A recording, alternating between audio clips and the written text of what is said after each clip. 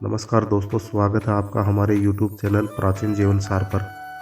दोस्तों, आप सनातन धर्म और प्राचीन परंपराओं से जुड़ी बातें जानने के इच्छुक हैं तो हमारे YouTube चैनल को अभी से सब्सक्राइब करें। दोस्तों, आज की कहानी है वो जीवन में बहुत बड़ी सीख देने वाली कहानी है। ये कहानी बहुत ही ज्ञानवर्धक है। इस कहानी को सुनने से और इसमें बताई बातों पर अमल करने से ज़िंदगी में कभी आपको हार का सामना नहीं करना पड़ेगा और ना ही किसी के सामने झुकना पड़ेगा। ये एक तीतर की कहानी है जो दिव्य साधु महाराज ने उसे बताई। तीतर को बताई 8 बातें कुछ ऐसी हैं। तीतर कहता है, जो इंसान अपने जीवन में सुख समृद्धि पाना चाहता है, हमेशा सुखी जीवन जीना चाहता है, वो इंसान इन 8 बातों को हमेशा अपने जीवन में याद रखे और हो सके तो इन 8 बातों को अपने बच्चों को और अपने परिवार के लोगों को ज़रूर बताए। इस कहानी में तीतर 8 अनमोल बातें बताता है जो दिव्य साधु महाराज ने उसे बताई। तीतर कहता है, जो इंसान इन 8 बातों को अपने जीवन में उतार के रखता है, उसके जीवन में कभी भी किसी भी प्रकार का कोई संकट और विपदा नहीं आ सकती। इन 8 बातों पे ध्यान दिया जाए तो वो इंसान कभी अपने जीवन में धोखा नहीं खा सकता। और तीतर की ये 8 बातें हम आपको एक कहानी के माध्यम से बताएंगे। तो चलिए दोस्तों, शुरू करते हैं तीतर की कहानी। एक जंगल में एक तीतर रहता था। उस तीतर के 2 बच्चे थे और उस तीतर की पत्नी बहुत भोली थी। वो बहुत ही सीधी सादी थी। उसके पेट में कभी कोई बात नहीं रुकती थी। अगर वो कोई भी बात सुनती तो हर किसी से कह देती थी। उनके जितने भी मित्र थे, जितने भी अड़ोसी पड़ोसी थे, उन सभी को ये बात अच्छी तरह से मालूम थी कि तीतर की पत्नी के पेट में कभी कोई बात नहीं रुकती है। और इसी बात को लेकर तीतर बहुत परेशान रहता था। वो तीतर जंगल में जाया करता था और वहाँ से शिकार पकड़कर अपने बीवी बच्चों के लिए लेके आया करता था और इस तरह से तीतर अपने परिवार का पालन पोषण किया करता था। उसी जंगल में कई और पक्षी भी रहा करते थे। उनके पड़ोस में एक कौवा रहता था। तीतर और कौवा दोनों मित्र थे और कौवा हर बार तीतर से पूछा करता कि तीतर भाई, तुम कहाँ जाते हो? तुम हर रोज अच्छे अच्छे शिकार करके लेके आते हो और अपने बच्चों को अच्छा अच्छा भोजन खिलाते हो। ऐसा तुम क्या करते हो कि तुम्हें आसानी से शिकार मिल जाता है? जरा हमें भी बताओ। वो तीतर अपना भेद किसी को भी नहीं बताता था, लेकिन तीतर अपनी दिनचर्या की पूरी बातें अपनी पत्नी को बताया करता था कि मैं इस तरीके से शिकार ढूंढता हूँ और इस तरीके से शिकार करके लेकर आता हूँ। वो तीतर अपनी पत्नी के अलावा ऐसी बातें किसी को नहीं बताया करता था। लेकिन तीतर की पत्नी बहुत भोली और सीधी थी। उसके पेट में कभी कोई बात नहीं रुकती थी और ये बात कौवा भी जानता था कि तीतर की पत्नी बहुत भोली है। जब तीतर शिकार पे निकल जाता था तब कौवा उस तीतर की पत्नी के पास जाकर उससे शिकार की बातें पूछा करता था कि तुम्हारा पति कहाँ जाता है और कैसे शिकार करके लाता है। वो तीतर अपनी पत्नी को खूब समझाया करता था कि तुम किसी से कुछ बातें मत बताया करो। अगर तुम ऐसे करती रही तो एक दिन ऐसा आएगा कि हमारे खाने के लाले पड़ जाएंगे, हमें भोजन मिलना बड़ा मुश्किल हो जाएगा। लेकिन उस तीतर की पत्नी बहुत भोली और भुलक्कड़ भी थी। वो कुछ देर तीतर की बातों को याद रखती और उसके बाद में भूल जाती थी। और इसी बात को लेकर वो तीतर भी बहुत चिंतित रहता था, क्योंकि तीतर मेहनत से भोजन इकट्ठा करके लाता था। हर रोज़ नई जगह खोजने की कोशिश करता था और नई जगह खोजकर अपना भोजन तलाश करता। लेकिन जब शाम को आकर अपनी पत्नी को बताता, वो बात तीतर की पत्नी दूसरे दिन उस कौवे को बता देती और कौवा अक्सर इसी फिराक में रहता था और तीतर की पत्नी से पूछा करता था कि तुम्हारा पति कहाँ गया था? इतने कम समय में भोजन कहाँ से लाया? वो कहता कि हम दिन भर भटकते रहते हैं लेकिन हमें कहीं भोजन नहीं मिलता। और तुम्हारा पति ऐसा क्या करता है जो फट से जाता है और अच्छा अच्छा भोजन लेकर आता है? कौवे की इन बातों को सुनकर वो तीतर की पत्नी उस कौवे को सारी बातें बता देती थी जो तीतर उससे कहा करता था, क्योंकि तीतर रोज नई जगह खोजकर बहुत सारा भोजन लेकर आता था। और आते ही उसकी पत्नी पूछती थी कि आज कहाँ से भोजन लेकर आए हो? और वो तीतर अपनी पत्नी को उस जगह के बारे में बता देता था। दूसरे रोज जब कौवा उस तीतर की पत्नी से पूछता तो उस तीतर की पत्नी उस कौवे को बता दिया करती थी और वो कौवा वहाँ से जाकर उस तीतर वाली जगह पे अपना कब्जा बना लेता था और तीतर को कहता कि इस जगह पर शिकार के लिए पहले मैं आया हूँ, और वो तीतर को उस जगह से भगा देता था। और ऐसा सिलसिला हर रोज होने लगा था और इसी बात को लेकर तीतर बहुत परेशान रहने लगा, क्योंकि जिस जगह को खोजकर तीतर अपने भोजन का प्रबंध करता, उसी जगह पर जाकर कौवा अपना कब्जा बना लेता था। तीतर बार बार अपनी पत्नी को समझाता था और कहता कि तुम्हारे पेट में कोई बात नहीं रुकती है, तुम्हें बात बताना ही बेकार है। तुम्हें जो बात मैं बताता हूँ वो बातें तुम अन्य पक्षियों को बता देती हो और वो पक्षी उस जगह पर जाकर अपना कब्जा कर लेते हैं। जिस जगह को मैं खोजता हूँ दूसरे दिन वहाँ पे दूसरे पक्षी अपना कब्जा कर लेते हैं। और इस तरह से तीतर बड़ा परेशान रहने लगा और धीरे धीरे तीतर की पत्नी के इस स्वभाव के कारण तीतर पे ये नौबत आने लगी कि कभी कभी तो उसको खाली हाथ वापस आना पड़ता था।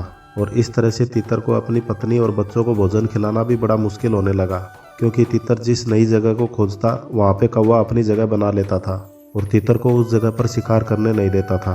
और इस तरह से तीतर के सामने बड़ी चुनौती खड़ी हो गई कि अपने बीवी और बच्चों का पेट कैसे भरे। तीतर रोज भोजन की तलाश में भटकता था, लेकिन उसको भोजन मिलना बंद हो गया था और ये सब तीतर की पत्नी के कारण हुआ था। और तीतर के पूरे परिवार को भूख का सामना करना पड़ रहा था और कभी कभी तो ऐसी नौबत आने लगी कि उनको भूखा सोना पड़ता था। और तीतर अपनी पत्नी को रात दिन कोसता और कहता कि तुम्हारे पेट में कोई बात नहीं रुकती है और ये सब तुम्हारी वजह से हो रहा है। अगर तुम मेरे शिकार की बातें कौवे से नहीं बताती तो ये दिन देखने नहीं पड़ते। अगले दिन तीतर फिर भोजन की तलाश में निकलता है, लेकिन दूर दूर तक भटकने पर भी उसको कहीं भोजन नहीं मिलता है और भटकते भटकते वह एक साधु महाराज के आश्रम में पहुंच गया। और तीतर ने साधु महाराज का आश्रम देखा तो वहां जाकर चुपचाप बैठ गया। जब साधु ने उस तीतर को देखा कि तीतर बहुत शांत बैठा है, तो साधु को समझ में आ गया कि इस तीतर के जीवन में बहुत बड़ी समस्या है, यह बहुत परेशान है। और साधु महाराज उस तीतर के पास जाकर पूछने लगे कि तीतर, तुम्हारी ऐसी कौन सी समस्या है कि तुम इतने परेशान बैठे हो? लगता है कोई गंभीर समस्या है। तीतर ने साधु महाराज को प्रणाम किया और साधु को सारी घटना और आप बीती बताई। तीतर कहने लगा, साधु महाराज, मेरी पत्नी के कारण मुझे ये दिन देखने पड़ रहे हैं। मैं हर रोज नई नई जगह से भोजन की तलाश किया करता था और अपने बीवी बच्चों का पेट भरता था, लेकिन मैं जब भोजन लेकर शाम को घर जाता था तो मेरी पत्नी मुझसे पूछा करती थी कि आज भोजन कहाँ से लेकर आए हो, और मैं अपनी पत्नी को सारी बातें बता दिया करता था। मैं यही सोचकर अपनी पत्नी को बताया करता था कि मेरी पत्नी मेरी जीवन संगिनी है और पति पत्नी के बीच कोई बात का भेद या रहस्य नहीं रखना चाहिए। और इस तरह से मैं अपनी पत्नी को पूरी बातें बता दिया करता था। लेकिन मेरी पत्नी बहुत भोले स्वभाव की है और पड़ोसी कौवा मेरी पत्नी से आके शिकार की सारी बातें पूछ लिया करता था और मेरी पत्नी उस कौवे को शिकार की जगह बता दिया करती थी। और दूसरे दिन वो कौवा उस जगह पे अपना कब्जा बना लेता था और हमसे कहता कि आज इस जगह पे मैं पहले आया हूँ, और हमें उस जगह से दूर जाने के लिए बोलता था। और इसी वजह से मेरी पत्नी के कारण आज ये नौबत आ गई है कि मुझे दूर दूर भटकने पर भी भोजन नहीं मिलता है। और आज भी बहुत दूर दूर तक भटकने पर भी मुझे भोजन नहीं मिला है और मेरे घर पर मेरे बच्चे और बीवी भूखे बैठे हैं। इसी चिंता में मैं परेशान होकर यहाँ पे बैठा हूँ। वो साधु महाराज उस तीतर से कहते हैं कि ये तुम्हारी मूर्खता है। जब तुम्हें मालूम है कि तुम्हारी पत्नी के पेट में कोई बात नहीं रुकती है, फिर भी तुम उसको सारी बातें बता देते हो। और साधु महाराज ने तीतर से कहा कि जिन बातों को बताने से तुम्हें खुद तकलीफ़ों का सामना करना पड़े, ऐसी बातें तुम किसी दूसरे को बताओ ही मत। साधु महाराज तीतर से कहने लगे, तीतर, अब मेरी बात को गौर से सुनो। मैं तुम्हें कुछ ऐसी बातें बताऊंगा, अगर तुमने मेरी बातों पे अमल कर लिया तो तुम्हें जीवन में कभी संकट का सामना नहीं करना पड़ेगा।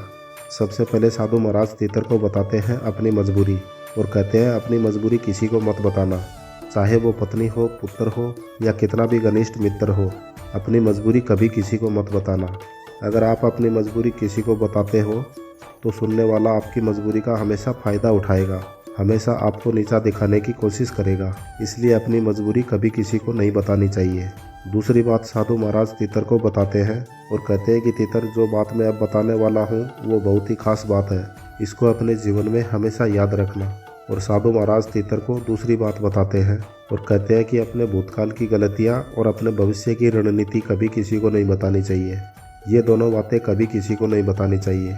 अगर आप अपने भूतकाल की गलतियाँ बताते हैं तो सामने वाला आपकी उन बातों को पकड़कर हमेशा आपको नीचा दिखाने की कोशिश करेगा, आपको कभी भी ऊपर नहीं उठने देगा। हो सकता है आपके बने काम को बिगाड़ दे। इसलिए अपने भूतकाल की गलतियां कभी किसी को नहीं बतानी चाहिए।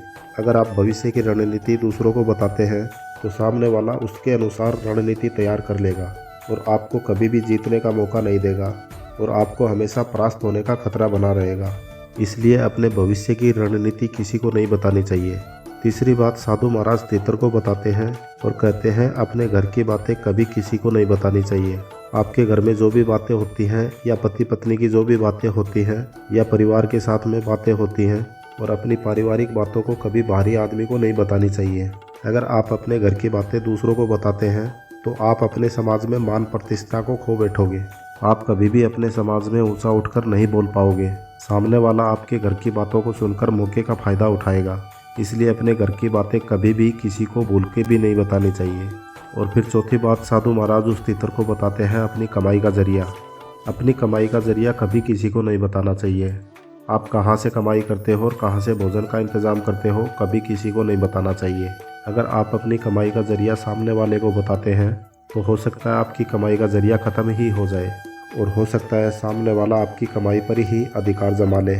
दोस्तों, जिस तरह से उस तीतर के साथ हो रहा था कि तीतर हर रोज़ नई जगह खोजता है और उस जगह पर जाकर कौवा अपना कब्जा बना लेता है, इसी तरह से अगर आप अपनी कमाई का जरिया सामने वाले को बताते हैं तो हो सकता है सामने वाला आपकी कमाई पर अपना अधिकार जमा ले और आपकी कमाई का जरिया ही ख़त्म हो जाए।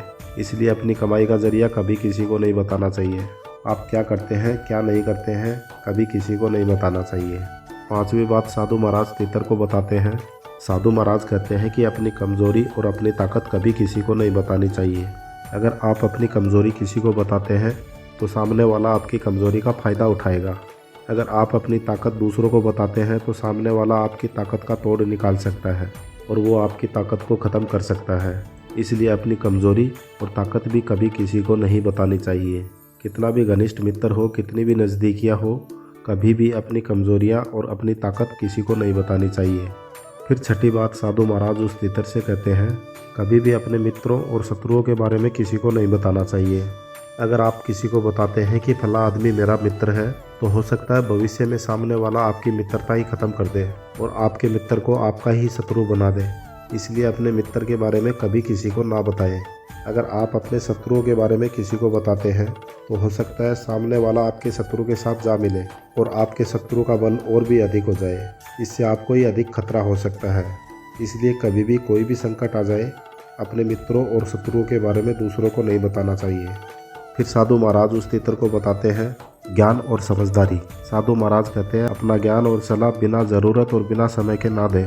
बिना वक्त और बिना ज़रूरत के दी गई अच्छी से अच्छी सलाह का भी कोई मूल्य नहीं होता है। इसलिए सदैव ध्यान रखें, जब आपसे कोई सलाह मांगे तभी उसको सलाह दें। बिना पूछे या बिना वक्त के अपने ज्ञान का ढिंढोरा नहीं पीटें। भले ही आप योग्य और श्रेष्ठ हो, लेकिन बिना वक्त और बिना मौके पर आपके द्वारा दी गई सलाह का कोई मूल्य नहीं होता है। इसलिए सलाह और सुझाव तभी दें जब सामने वाला चलकर आपसे सलाह मांगने के लिए आए। इससे आपके समाज में आपकी बुद्धिमत्ता और आपकी योग्यता साबित होती है। तो इस तरह से साधु महाराज ने उस तीतर को ये बातें बताई और उस साधु की ये बातें उस तीतर के मन और मस्तिष्क में बैठ गई और फिर तीतर ने उन बातों को अपने जीवन में अमल कर लिया और धीरे धीरे अपनी पत्नी को अपने भेद की बातें बताना बंद कर दिया। उसके बाद उस तीतर का जीवन पहले जैसे सुखमय हो गया। तीतर अपना जीवन सुख से बिताने लगा और आप भी अपने जीवन को सुख में व्यतीत करने के लिए इन बातों को ज़रूर अपनाएं।